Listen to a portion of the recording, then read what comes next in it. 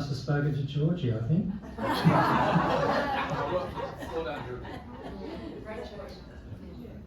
Anyway, it gives me great pleasure to introduce Jane Buckley to you all, who will propose the toast to Elanora. Jane's been a member of Elanora for 42 years. She must have joined when she was 3. She's participated fully in just about every aspect of Elanora activity and has won many trophy and board events over many years. She's served as Associate President. She's served on the board, House Committee membership, tennis, and importantly, runs our archives, which she took over from her mother Mary Barry in 1998. She'll be putting her hand up soon for a long service leave anytime soon.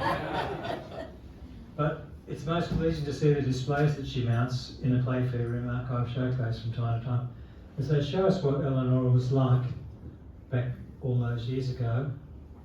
And I recommend checking them out each month, because every month she changes it depending on what's on at the time. So thank you for doing that for us, Jane. It's very special.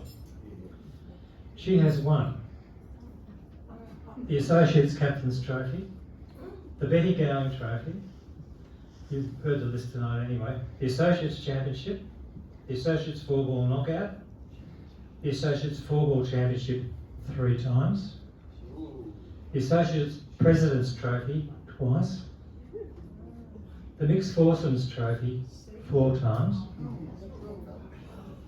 the Mixed 4-ball Knockout no more than 6 times, and to this day she and John stand as the formidable team that everyone wishes wasn't on their side of the draw. Ladies and gentlemen, please welcome Jane Buckley.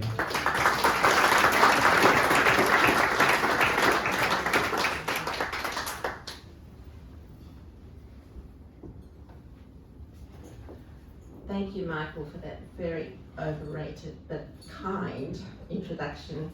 And can I say, it's just wonderful to be here with friends tonight.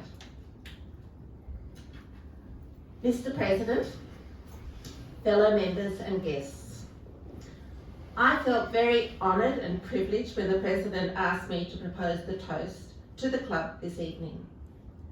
I think I am the 4th woman member to do so. Michael asked me to talk about some of the traditions and history of Elanora. This club dinner has to be one of those traditions, and naturally has over the years grown and now include the women's trophy winners as well. May I congratulate all you winners tonight. My recollections of these dinners reminds me when we were all seated at what was called a club table. If you can imagine a long table, one table down there, with several arms coming off it, and they were all connected. It worked well, and you always met other members, not just your friends. The President, as Michael said, chose the menu. So for each president, you used to know what you would be eating. The floral presentations at these dinners and other Elanora events have always been important. There have been some very entertaining speakers, like Frank Kirkpatrick, and others who've gone on for hours. One speech I will never forget was to John Rossiter, who was totally overcome with alcohol. Others like Julia Strasberg, Neva Kai, who spoke as the first woman to speak, was very controversial. So I need to try and respect the evening. Talking of trophies, Brigadier Playfair was married to Madge Hardy, and many of the original trophies and prizes came from Hardy Brothers. If you won a pewter mug, it hung over the bar for you to use. Likewise, a teapot for your tea. Sadly, most of these wonderful mugs have moved on, although I do have a sample in the archives. I guess my first recollections of Elanora has to be attending Children's Day. it always had a bigger golf involvement than today. I remember Laurie McFadden marking my card for the 2-hole event. I hate to think what I scored, but we all met and made friends through these fun days. Buckley certainly remembers, that's my husband, remembers playing his children's days, and many played in the 9-hole event. In fact, he still has the silver egg cup he won. My sons also enjoyed their children's days, and it was a great introduction for them to golf. I know I can remember being a very patient mother marking their cards. I would love to see this tradition of more golf at Children's Day included and therefore attract the older children. When I look back at the history of the club, it is not only the golf that is important, it is the so-called after-golf activities. In the old clubhouse cassette that was leased when the first 9 holes were built, the evening activities were often white tie events. I might add, often all-night events.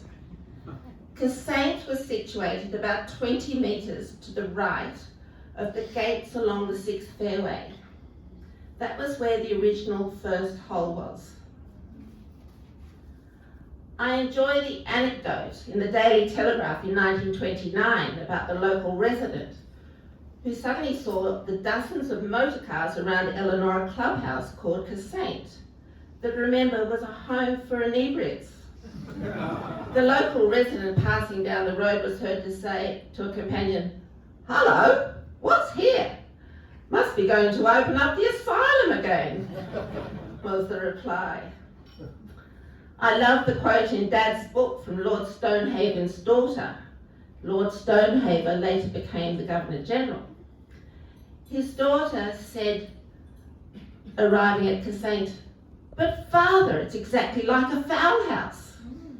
His response, "So it might be, my dear, but it is the place to come to."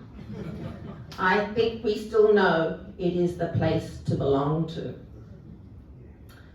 How special have been the Melbourne Cup black tie dinner dances, the Jubilee dinner, and other celebratory events. Twilight nights have become a great tradition, and they were started, we were the first club to start them, when daylight saving came in 1971.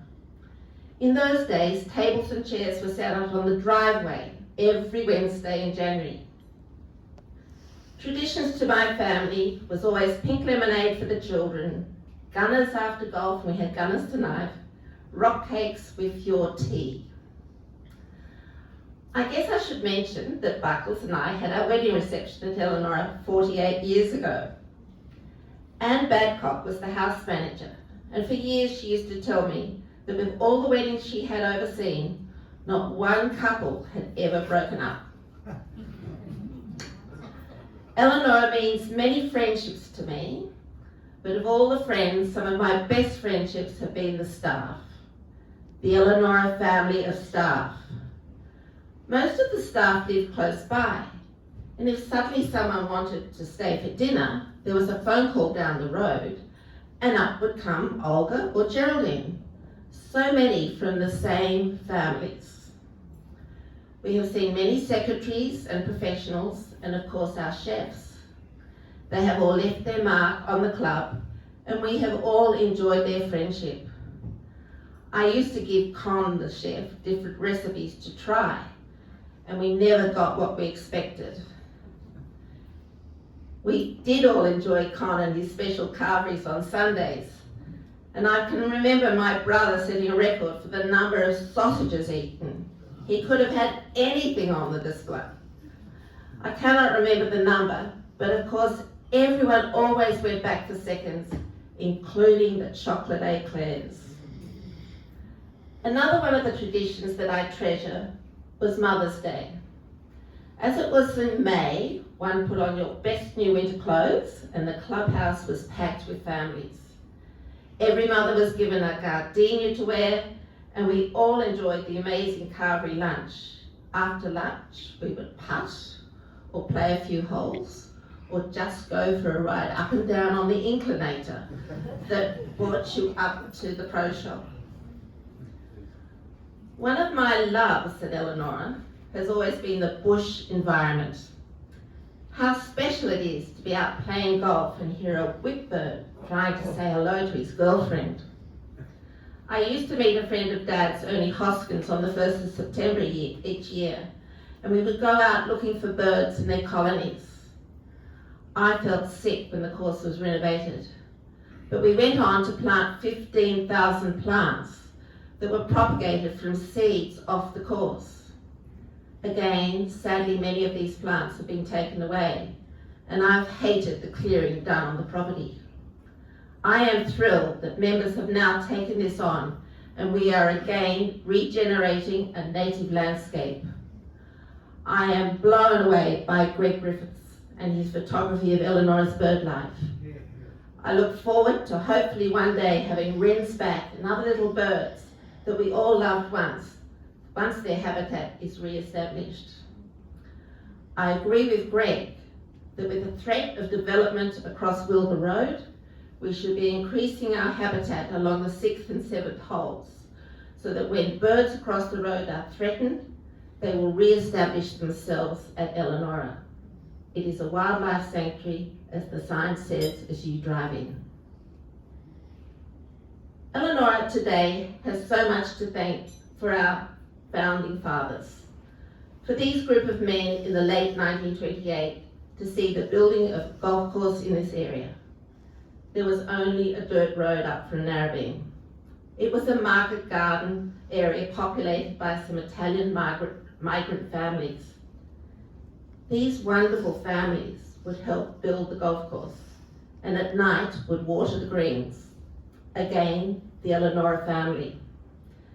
They would also provide some of the caddies. Much is always said about the Brigadier, but I still think people like James Crockett, who was the one that first pictured a golf course set up in this area, and from whom we purchased the land, should receive mention. Along with the founders, many of the women must be mentioned. Joan Oswald Seeley and Joyce Bucknell, who were the secretaries, together with Chalmers, who was like a bar manager, not only looked after our founding members, but through the Depression and later the war, they saved this club. These people not only laid out the Elanora we know today, but also set out the standards, which I hope we will continue to maintain. One of the amazing traditions, I think I can say it in this way, is that Elanora has always been known for its wonderful greens. From an article published in 1932, the Elanora Country Club has probably the finest greens of any course in the vicinity of Sydney. A year ago, it was virgin bush. Much remains, of course, to be done, but at any rate, the greens are as near perfect as any golf course can be. The greenkeeper, Mr. Black, is an expert on these matters. Elanora demonstrates that creeping bent will do well on high lands as well as low. Another quote in 1934, when putting greens are discussed in New South Wales, they are invariably compared more or less favourably with those of Elanora. I believe throughout Elanora's history, this was and still is the case with our greens. So 92 years on, the Elanora family comes together to celebrate another year. A year when we have not only been recovering from the pandemic, but a year when rain has caused havoc to some of our sporting activities. We now have a wonderful clubhouse with sports that were originally planned in 1928, being golf, bowls, tennis and croquet, all actively being used. We have not progressed to archery, another sport that was suggested in 1928, as was polo.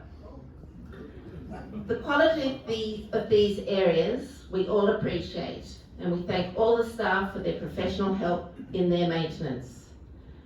We enjoy the camaraderie of all members and appreciate all the efforts of the staff in making the place so enjoyable every time we visit. Yes, Elanora is home by the sea, but to me it is also home away from home. I now ask you to be upstanding to toast the fine history of Elanora, the members and staff who make this Elanora family and this place so special. To Elanora. Cheers. Thank you, Jane. Thank you.